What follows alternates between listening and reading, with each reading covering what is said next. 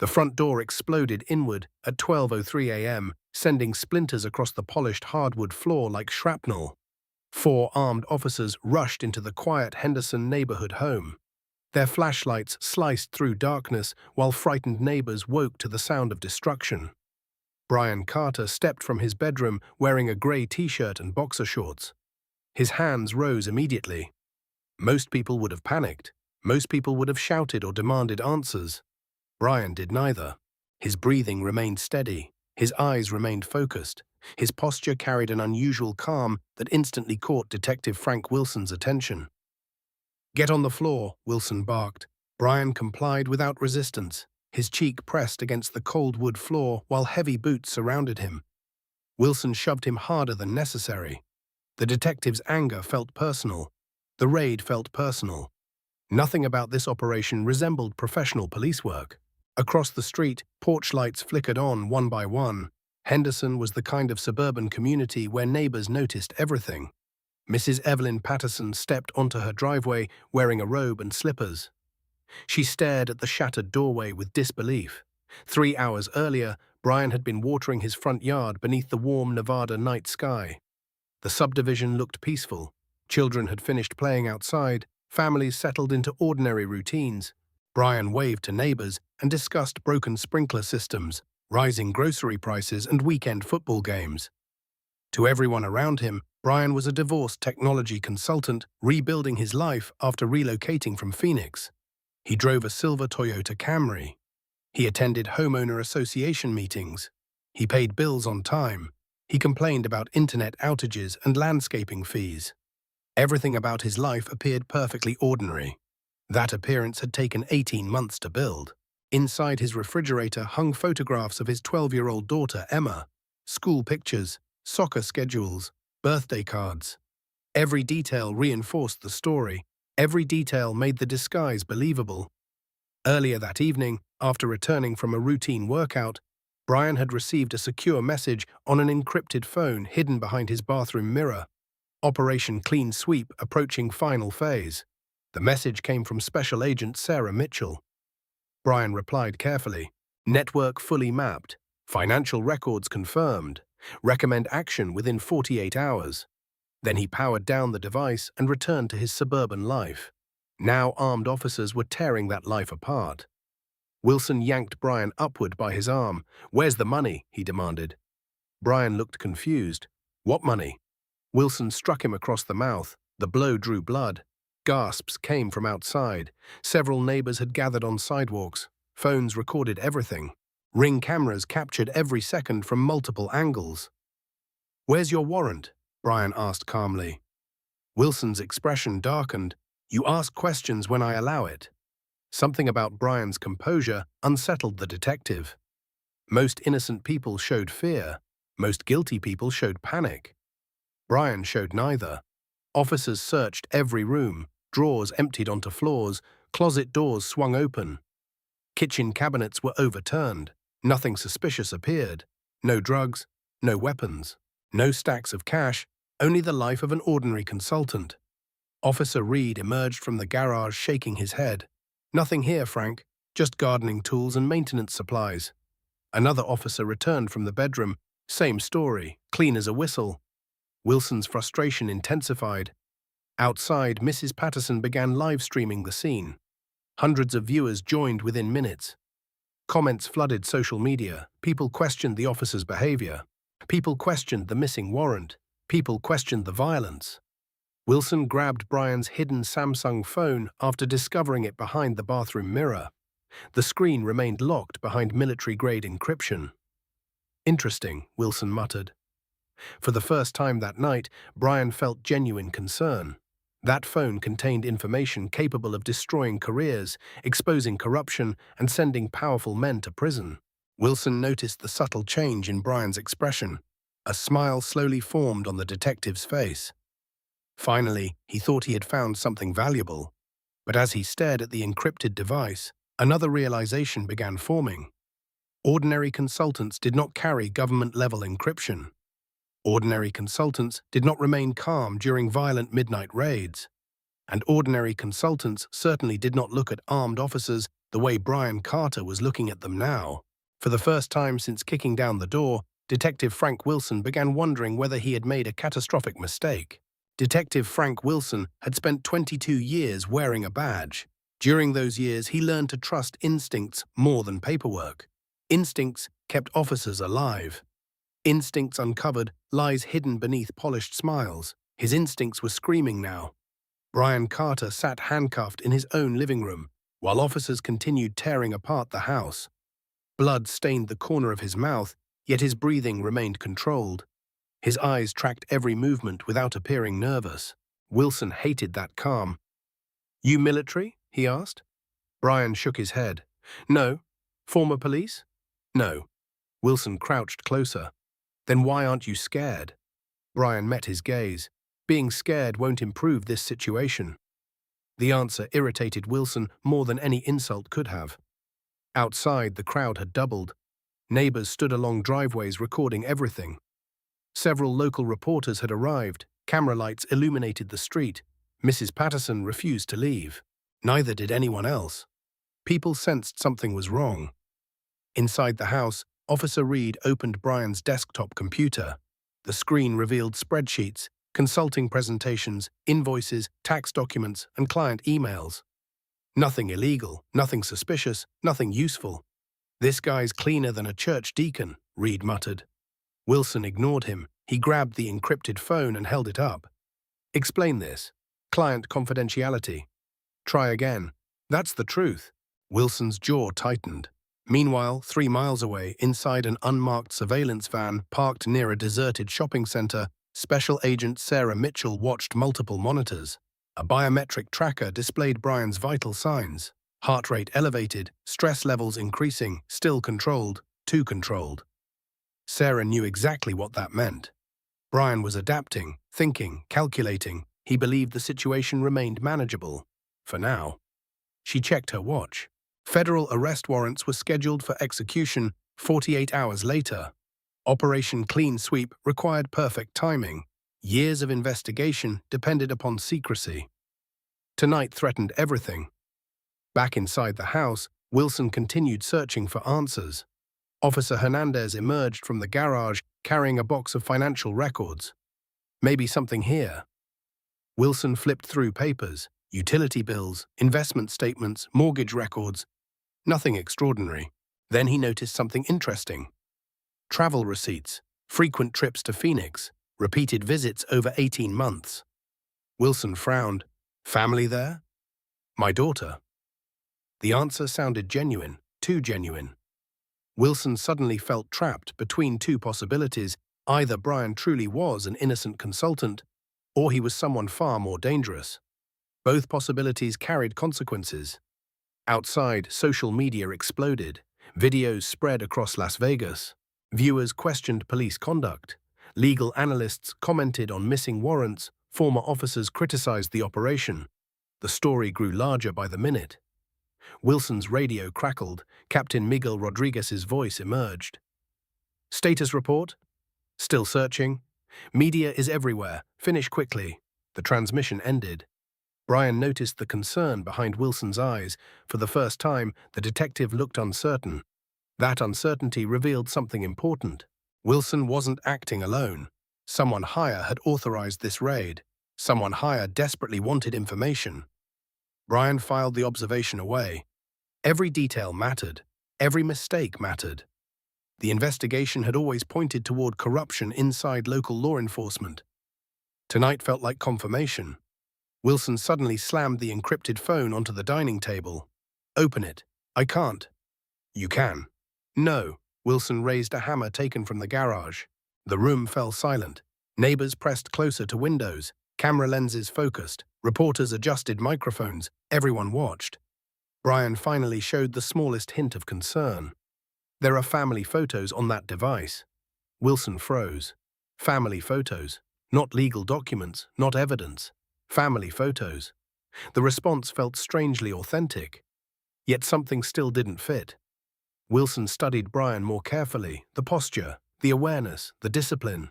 Then he noticed something partially hidden beneath a bedroom chair, a faded gray academy training shirt. The letters were difficult to read from across the room, but one word was visible: Federal. Wilson's heartbeat accelerated. Slowly, very slowly, he walked toward the shirt. Brian's eyes followed him. For the first time that night, the calm suburban consultant looked genuinely worried. And Detective Frank Wilson realized he might finally be standing at the edge of the truth. The faded grey shirt lay crumpled beside a bedroom chair. Detective Frank Wilson bent down slowly and lifted it into the flashlight beam. The room seemed to grow quieter. Even the officers stopped searching. Across the living room, Brian Carter watched carefully. His pulse remained steady, but his mind accelerated. Wilson unfolded the shirt. Large letters stretched across the chest. Federal Law Enforcement Training Academy. Nobody spoke. Wilson stared at the words. Then he looked toward Brian. "You said you weren't law enforcement." Brian remained seated. "I said I wasn't local police." The answer landed heavily. Wilson felt something unpleasant move through his stomach. Doubt, real doubt. Outside, more news vehicles arrived. Bright camera lights illuminated the subdivision like a movie set. Neighbors filled sidewalks and front lawns. Hundreds of viewers watched live broadcasts across Nevada. Inside the house, Officer Reed exchanged nervous glances with Hernandez. Neither officer liked where this situation seemed headed. Wilson tossed the shirt onto a nearby couch. "What kind of training academy?" Brian shrugged. "Lots of government agencies send people to federal programs." "That's not an answer." "It wasn't meant to be." Wilson's jaw tightened. The detective hated feeling manipulated. For years, suspects had lied to him, criminals had deceived him. Yet Brian didn't feel like either. He seemed to be waiting, watching, allowing events to unfold. That realization unsettled Wilson more than outright resistance would have. Meanwhile, inside the surveillance van, Sarah Mitchell received a secure alert. Media exposure exceeds projected parameters. She frowned. Operation Clean Sweep depended upon careful coordination. 47 potential suspects remained under surveillance. If tonight triggered panic, targets could disappear, evidence could vanish, witnesses could be threatened, months of work could collapse. She opened a secure channel. All field teams maintain readiness. Possible acceleration protocols under review. Acknowledgements arrived immediately. Across southern Nevada, federal agents quietly prepared for the possibility that everything was about to change. Back in Henderson, Wilson resumed questioning. "Who are you really?" Brian looked directly at him. "A citizen whose door was destroyed without explanation." "Don't play games. Then stop asking vague questions." Wilson slammed a fist against the dining table. The sound echoed through the house. Several neighbors visibly flinched. Mrs. Patterson continued recording. Thousands of viewers now watched her live stream. Comments flooded continuously. "Where is the warrant? Why is that man bleeding? Why are police acting like this?" The pressure kept growing. Inside the house, Officer Hernandez approached Wilson quietly. "Frank, maybe we should wrap this up." Wilson turned sharply. "Not until I know who he is." "The cameras are everywhere." "I don't care." But he did care. Every officer in the room knew it. Wilson's confidence had started cracking. Brian noticed, and he recognized something else. Fear. Not fear of him. Fear of what he might know. That distinction mattered, but a lot. Then Officer Reed emerged from the bathroom carrying the encrypted phone. His expression had changed. "Frank." "What?" "You need to see this." Everyone gathered around. The phone remained locked, but metadata displayed across the security screen. Encrypted server connections, government network architecture, restricted communication protocols. Wilson stared. The room grew silent again. "That's federal encryption," Reed whispered. Nobody disagreed. Wilson slowly turned toward Brian. His voice sounded different now, less aggressive, more cautious. "Who are you?" Brian didn't answer immediately. Outside, helicopter sounds drifted faintly across the night sky. News helicopters, or something else. No one inside the house knew. Brian finally spoke. "Detective, you should be asking a different question." Wilson narrowed his eyes. "Which question?" Brian held his gaze. "You should be asking who ordered this raid." The statement struck like lightning. Wilson felt the blood drain from his face. Because for the first time all night, Brian had stopped sounding like a victim. He sounded like an investigator. And somewhere deep inside, Frank Wilson suddenly realized a horrifying possibility. Maybe the man sitting handcuffed in that living room had been investigating them the entire time. Detective Frank Wilson felt the room closing around him. Maybe it was the cameras outside. Maybe it was the growing crowd. Maybe it was the realization that Brian Carter seemed far more informed than any ordinary citizen should be. Whatever the reason, his confidence was slipping. "What exactly are you implying?" Wilson asked. Brian sat quietly for several seconds. The blood on his face had dried. His wrists remained secured by handcuffs. Yet somehow he still appeared to be the person in control. "I'm implying," Brian said carefully, "that people who abuse authority eventually attract attention." Wilson felt a chill run through him. Officer Reed shifted uncomfortably. Several officers exchanged nervous glances. Nobody liked the direction this conversation was taking. Outside, reporters continued broadcasting live. More residents filled the street. The story had spread beyond Henderson. Videos circulated throughout Las Vegas. Former judges, attorneys, assassins, and retired officers began commenting online. Questions multiplied faster than answers. Inside the house, Wilson grabbed Brian by the collar. "Stop speaking in riddles." Brian remained calm. "Then stop pretending this is a legitimate search." The words landed hard. Everyone heard them, the officers, the neighbors, the reporters, even Mrs. Patterson standing outside the broken doorway. Wilson released him and stepped back. For the first time all night, he didn't have a response. Because deep down, he knew Brian was right. This operation had never followed proper procedures. There was no official warrant, no judge's authorization, no legitimate criminal complaint. Only instructions delivered privately by Captain Miguel Rodriguez earlier that afternoon. Rodriguez had insisted Brian was dangerous. Rodriguez had insisted Brian was asking questions. Rodriguez had insisted immediate action was necessary. Now Wilson wondered why. His radio suddenly crackled. "Wilson, report immediately." Rodriguez sounded tense, much tenser than before.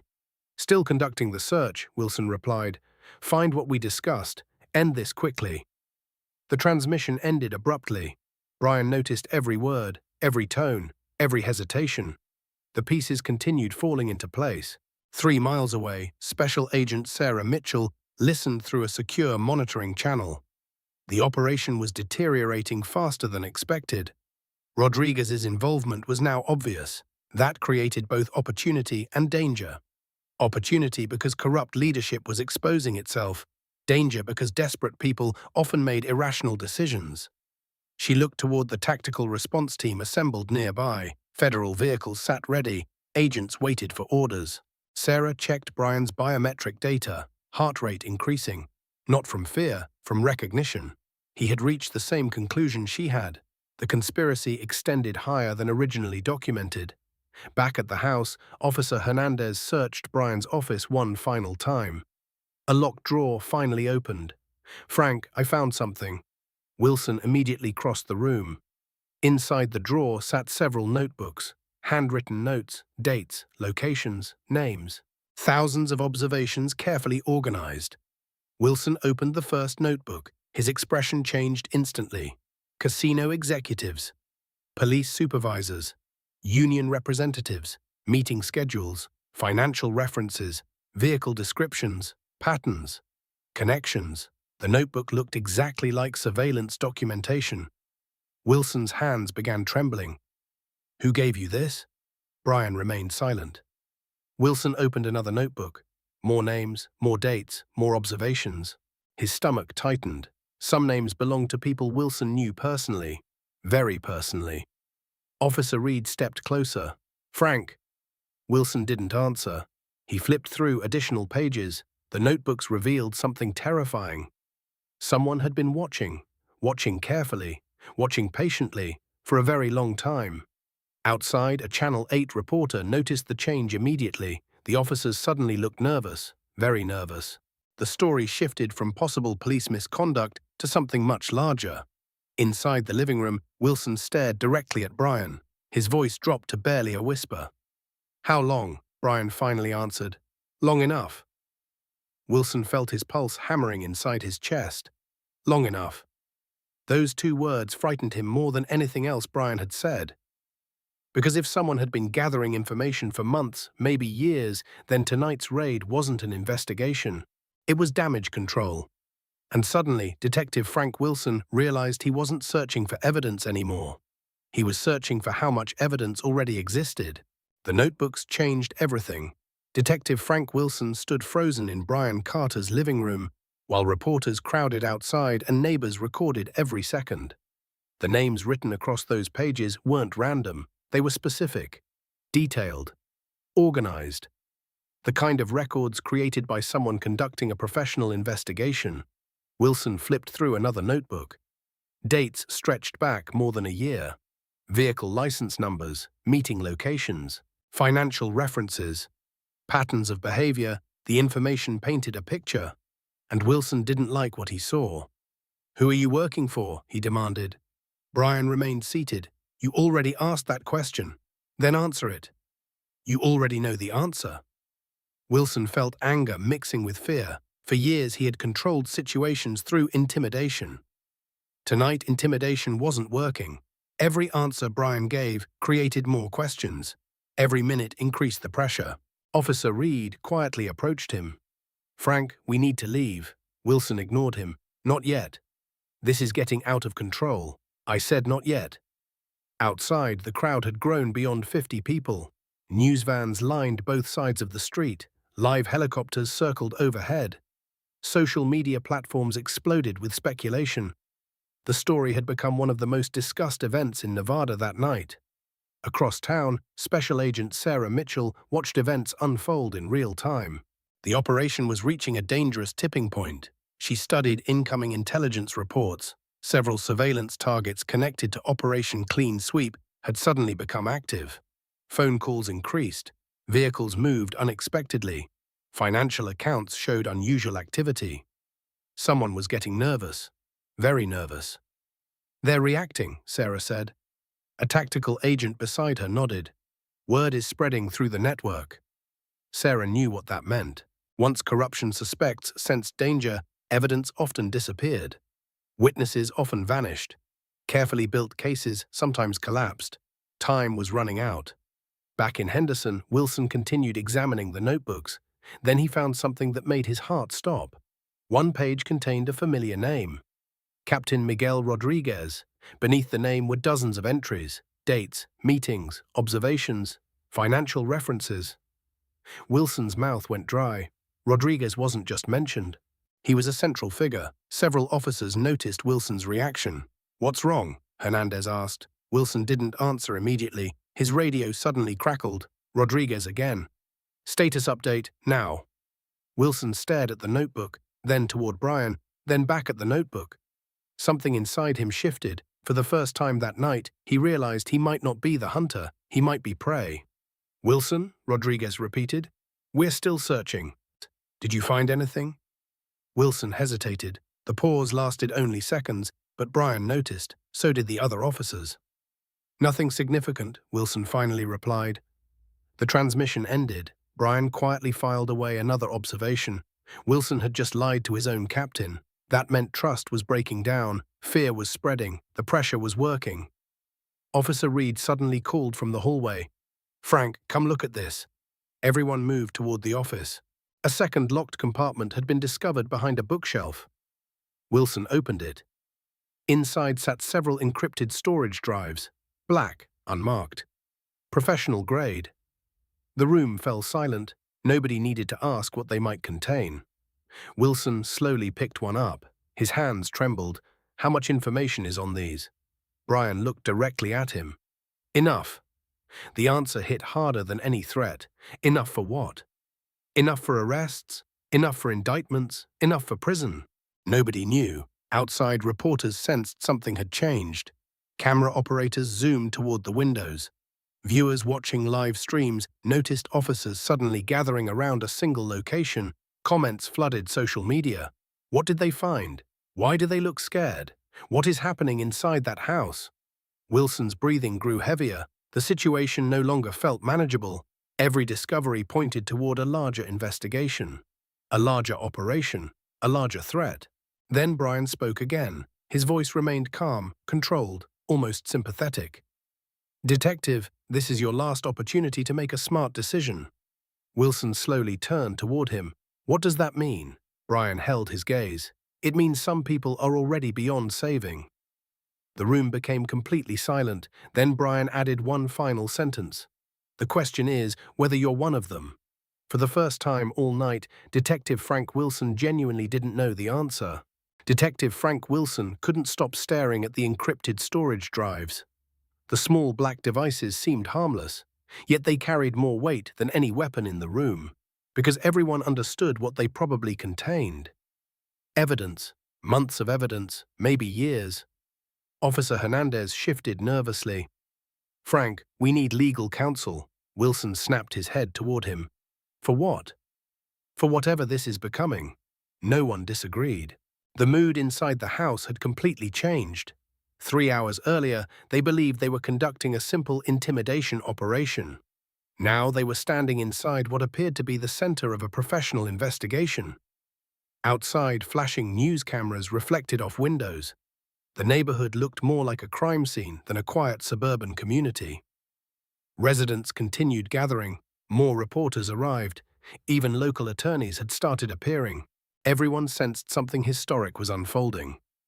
Brian Carter sat silently in the middle of the chaos, handcuffed, bleeding. Yet strangely calm. Wilson hated that calm.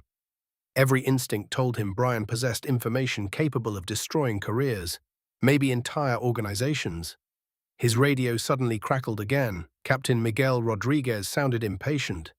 "Wilson, report immediately." Wilson hesitated. "We found some materials." Silence. Then Rodriguez asked a question. A very specific question. "What kind of materials?" Wilson glanced toward the notebooks, then toward the drives. "Research documents." Another pause followed, longer this time, too long. Brian noticed immediately. Rodriguez wasn't surprised. He sounded worried, deeply worried. "Leave nothing behind," Rodriguez finally said. The transmission ended. Wilson felt a chill. Leave nothing behind. The wording bothered him, a lot. Those weren't instructions from someone interested in justice. Those were instructions from someone protecting himself. Across Las Vegas, Special Agent Sarah Mitchell received a parallel intelligence update. Multiple suspects connected to Operation Clean Sweep were suddenly contacting one another. Several encrypted devices became active. Bank accounts showed emergency withdrawals. Vehicles began moving. The corruption network was reacting. Sarah looked toward her tactical commander. "They're running." The commander nodded, "or preparing to." Sarah made a decision. Move federal teams to readiness status. Agents throughout Nevada received updated instructions. Vehicles started rolling. Equipment was checked. Warrants were prepared. The clock was accelerating. Back at the house, Wilson opened one of the notebooks again. This time he read more carefully. A particular entry caught his attention. A meeting, a casino conference room, a date from 8 months earlier. The notes described conversations that had never been public. Only 4 people attended that meeting. Wilson was one of them. His face went pale. "Impossible," he whispered. Officer Reed looked over his shoulder. The color drained from his face as well. The notes were accurate, painfully accurate. Every detail matched reality. Brian watched their reactions. The realization was spreading. The investigation wasn't theoretical. It wasn't speculation. Someone had been watching closely, very closely, for a very long time. Wilson slowly approached Brian. "How much do you know?" Brian looked up. "Enough to understand what's happening tonight." "That's not an answer. It's the only answer you need." Wilson clenched his fists. The urge to strike him again surged through his body. But something stopped him. Fear. Not fear of Brian. Fear of what would happen next. Then another officer entered from the garage. "Detective." "What now?" "You need to see this immediately." The officer held up a printed photograph. Wilson took it. His stomach dropped. The image showed Captain Miguel Rodriguez meeting privately with a well-known casino executive. A date and timestamp appeared in the corner. The meeting had never been disclosed, never documented, never supposed to exist. Yet here it was, photographed, catalogued, preserved. Wilson suddenly understood something terrifying. If Brian possessed evidence against Rodriguez, then Rodriguez had probably known about the investigation long before tonight, which raised an even darker question. Why had Rodriguez ordered this raid anyway? The answer arrived seconds later. Wilson's phone vibrated, a private text message from Rodriguez. Only 5 words. "Get him out of there, now!" Wilson stared at the screen, his pulse accelerated. Those weren't instructions from a police captain. Those were instructions from a desperate man. And for the first time all night, Detective Frank Wilson realized Captain Rodriguez might be planning to solve this problem in a way that no longer involved courts, lawyers, or due process. Detective Frank Wilson read the text message 3 times. "Get him out of there, now!" The words felt heavier each time, not because of what they said, because of what they implied. Captain Miguel Rodriguez wasn't asking for evidence. He wasn't asking for a report. He wasn't asking for legal procedures. He wanted Brian removed. Immediately. Wilson slipped the phone into his pocket. His mind raced. For years he had followed Rodriguez without question. The captain always seemed confident, always had answers, always knew how to make problems disappear. Tonight felt different. Tonight Rodriguez sounded afraid, very afraid. Brian watched the detective carefully. He noticed the change immediately. Something had happened, something important. The detective's posture had shifted. His confidence was fading faster than before. Outside, Channel 8's live broadcast reached record viewership. News organizations from Phoenix, Los Angeles, and Chicago began sharing clips. National attention was building. Every minute made the situation harder to contain. Inside the house, Officer Reed approached quietly. "Frank, what did Rodriguez say?" Wilson hesitated.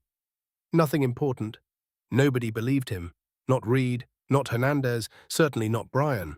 The room felt tense, like a storm gathering strength. Wilson walked toward the kitchen. Several officers followed.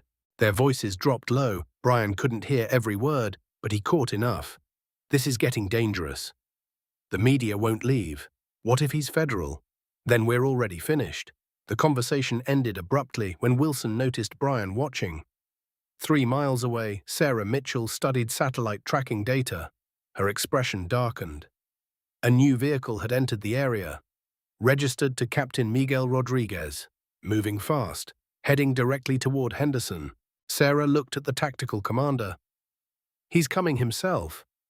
The commander frowned. "That's unusual." "No," Sarah replied, "that's desperation." Federal agents immediately adjusted their plans. If Rodriguez personally entered the scene, everything could escalate quickly. Back at the house, Brian finally spoke. "Rodriguez is on his way, isn't he?" Wilson froze. The room went silent. "How do you know that?" Brian shrugged. "Because people only panic when they know they're losing control." Wilson stared. The answer felt less like a guess and more like a fact. Outside, flashing lights reflected across the neighborhood. Additional police vehicles arrived, but something seemed strange. Several officers exiting those vehicles looked nervous, uncertain, like men walking into a situation they didn't fully understand. Mrs. Patterson continued filming. Her live stream now had thousands of viewers. Comments moved too quickly to read. Many viewers demanded accountability. Others demanded answers. Nobody trusted the official story anymore. Inside the house, Wilson's phone vibrated again. Another message, this one shorter. "Don't let him talk." Wilson felt his stomach tighten. The wording disturbed him. Don't let him talk. Not question him, not arrest him, not investigate him, simply stop him from talking. The message confirmed everything Wilson had started fearing. Rodriguez wasn't protecting the department, he was protecting himself. The realization hit like a hammer. Years of loyalty suddenly felt misplaced. Years of trust suddenly felt foolish. Brian noticed the detective's expression. "You're figuring it out," he said quietly. Wilson turned toward him. "Figuring out what?" Brian leaned forward slightly. "That you're not the most important person in this story." The words landed hard, because deep down, Wilson knew they were true. He had spent the night believing he was controlling events. But the notebooks, the encrypted drives, the photographs, the messages, all pointed towards something much larger, something that existed long before tonight. Then headlights swept across the front windows. A black sedan pulled up outside. Conversations stopped. Neighbors moved closer. Reporters redirected cameras. Every eye focused on the vehicle. The driver's door opened. Captain Miguel Rodriguez stepped out. His face looked calm, too calm. But Brian immediately noticed something others missed. Rodriguez wasn't carrying paperwork. He wasn't carrying evidence. He wasn't carrying a warrant. Instead, he carried a small leather briefcase. And when Brian saw it, a cold realization moved through him. Because experienced investigators knew exactly what kind of people carried briefcases to midnight confrontations. Not administrators, not supervisors, people preparing to clean up problems, permanent problems. As Rodriguez walked toward the shattered front door, Brian understood one thing with absolute certainty. The most dangerous person in Nevada had finally arrived. Captain Miguel Rodriguez entered the house without acknowledging the reporters, neighbors, or cameras pointed directly at him. His polished shoes stepped across broken pieces of the front door. His expression remained calm. Too calm. Brian Carter recognized that kind of composure. It belonged to people who had already made difficult decisions, sometimes terrible decisions. The room immediately changed. Officers straightened. Conversations stopped. Even Detective Frank Wilson seemed relieved to see him. At least for a moment. Then Rodriguez noticed the notebooks, the encrypted drives. The photographs spread across the dining table. His calm expression tightened slightly. Only slightly, but Brian saw it. So did Wilson. "Everyone out," Rodriguez said. The command came quietly. No shouting, no anger, just authority. Except Detective Wilson. Several officers hesitated. Rodriguez looked at them. That was enough. Within seconds, the living room emptied. Only 3 men remained. Rodriguez, Wilson, Brian. Outside, reporters noticed officers leaving the house. Questions immediately spread. Why was the captain there? Why were others leaving? What was happening inside? Mrs. Patterson kept filming. Something told her the most important part of the story was about to begin. Inside, Rodriguez slowly placed his leather briefcase on the dining table. Then he turned toward Brian. For several seconds, neither man spoke. The silence felt deliberate, measured. Finally, Rodriguez smiled. "You've caused quite a disruption tonight." Brian returned the smile. "I didn't kick down any doors." Wilson looked away. Rodriguez's smile faded. "You know why we're here." "Actually," Brian replied, "I think you're here because you're scared." The statement landed directly. Wilson visibly flinched. Rodriguez didn't, but his eyes changed. Just briefly. The way a poker player reacts after seeing a dangerous card. "Scared of what?" Rodriguez asked. "Consequences." Silence returned. Outside, helicopter lights crossed the sky. The neighborhood glowed beneath television cameras and police vehicles. Rodriguez glanced toward the windows. The growing attention clearly irritated him. This was never supposed to become public. Brian knew it. Wilson knew it. And Rodriguez certainly knew it. Then the captain opened his briefcase. Inside sat several folders. Not legal documents, not warrants, not official reports. Financial records, private records, names, numbers, transactions. Wilson's eyes widened. "What is this?" Rodriguez ignored the question. Instead, he looked directly at Brian. "How much evidence exists?" There it was, the question everyone had been avoiding. Brian remained calm. "Enough." Rodriguez's jaw tightened. "That's not a number." "No." "How many people are involved?" "More than you think." Wilson slowly realized something. This wasn't an interrogation anymore. It was damage assessment. Rodriguez wasn't searching for truth. He was measuring disaster. And the disaster appeared larger than expected. 3 miles away, Sarah Mitchell watched live intelligence feeds. Federal surveillance teams tracked Rodriguez's arrival. Communication activity surged across the corruption network. Phones activated. Messages transmitted. Vehicles moved. The entire organization was reacting. Sarah made a decision. Advance operational timeline. Agents immediately acknowledged. Federal teams throughout Las Vegas shifted into position. The countdown had started. Back in Henderson, Rodriguez closed the briefcase. His face looked older now, more tired. The weight of years seemed visible for the first time. "You know," he said quietly, "people think corruption begins with greed." Brian listened. "But it doesn't. It begins with compromise. One shortcut, one favor, one decision that feels harmless. Then another, then another." Wilson stared at him. The captain sounded reflective, almost regretful, and eventually, Rodriguez continued, "You wake up somewhere you never intended to be." Brian nodded. "The difference is that some people stop." Rodriguez smiled sadly. "And some don't." Outside, distant sirens became audible. Not one, not two. Many, dozens, approaching fast. Wilson noticed first. His face lost color. Rodriguez heard them a second later. The captain slowly turned toward the window. The sound grew louder. Closer. Relentless. Brian simply sat and listened, because he recognized those sirens. He had been waiting for them. For 18 months. Rodriguez looked toward him. For the first time all night, genuine fear appeared in the captain's eyes, and Brian finally spoke the words Rodriguez had dreaded hearing. "It's too late." Then bright red and blue lights flooded the entire neighborhood from every direction at once. The neighborhood exploded with light. Red and blue flashes reflected from every house, every parked vehicle, every window along Sunrise Lane. Dozens of sirens echoed through the night. Not local patrol units, not county deputies, something much larger. Captain Miguel Rodriguez rushed toward the front window. His face turned pale. Black SUVs filled the street. Federal vehicles blocked every exit. Agents in tactical gear moved with disciplined precision. The operation was no longer hidden. It was happening. "Now." "No," Rodriguez whispered. Brian Carter remained seated. For the first time all night, he looked completely at ease.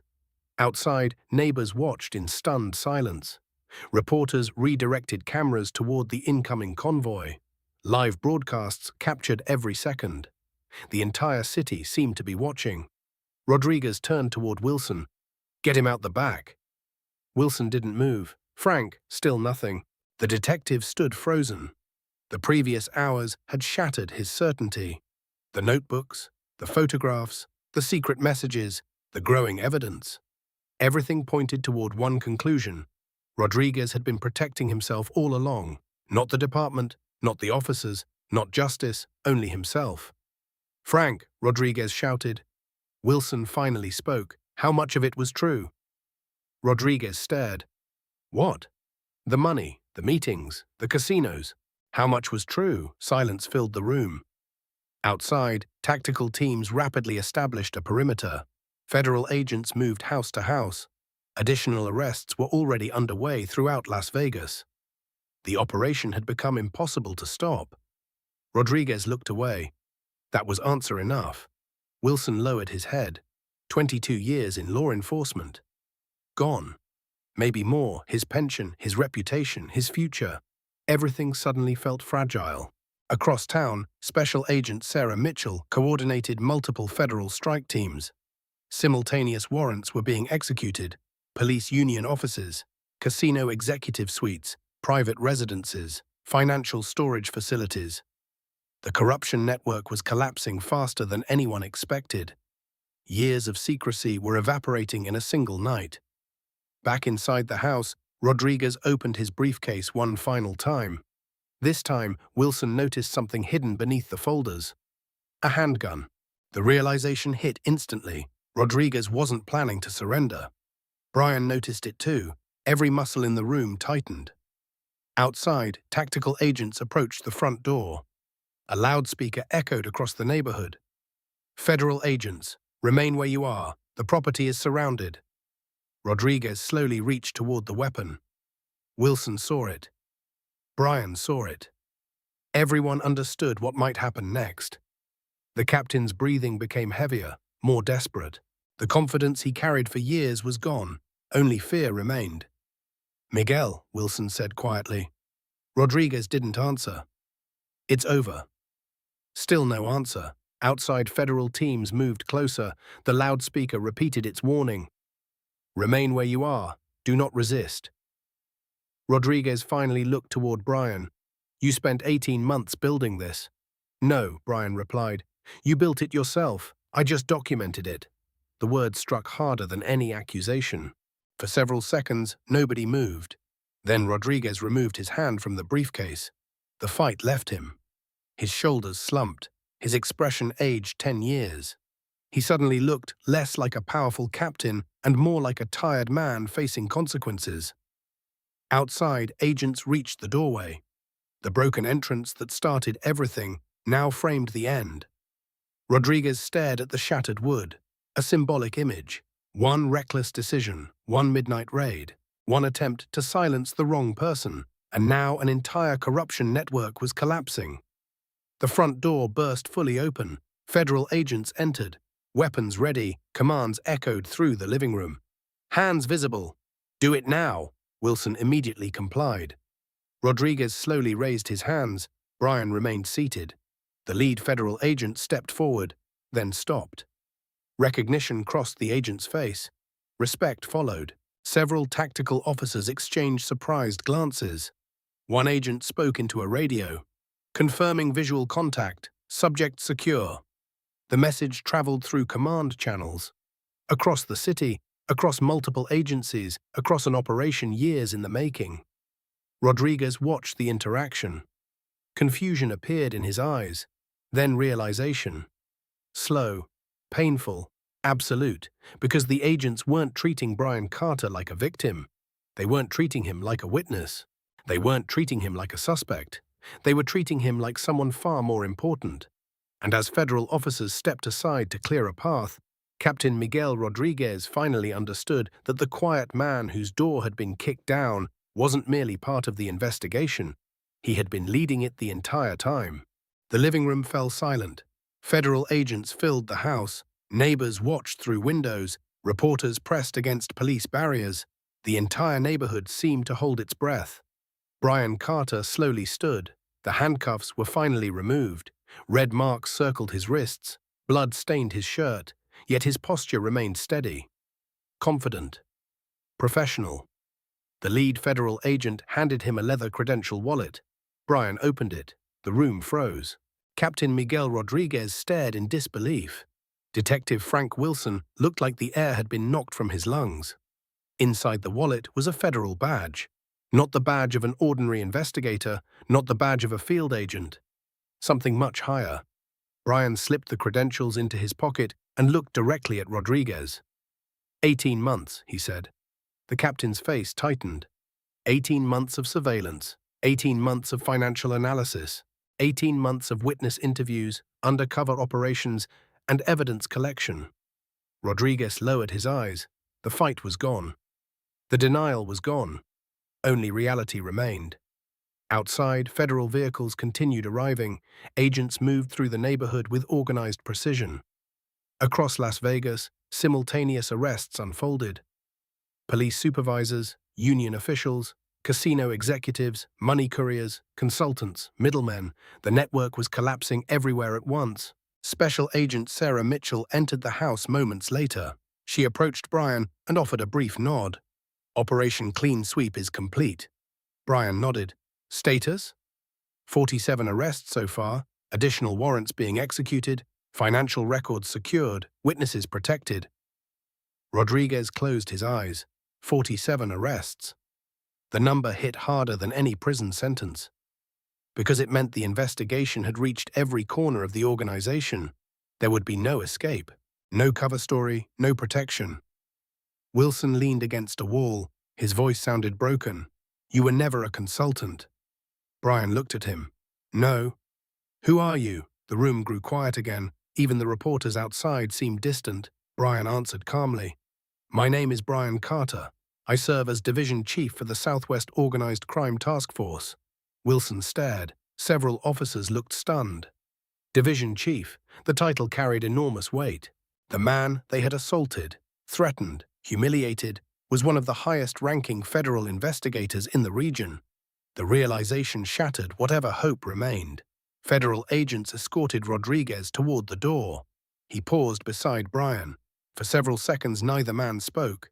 Finally, the captain asked one question. Was any of it real? Brian frowned. What? The house, the neighborhood, the daughter, the life you built here.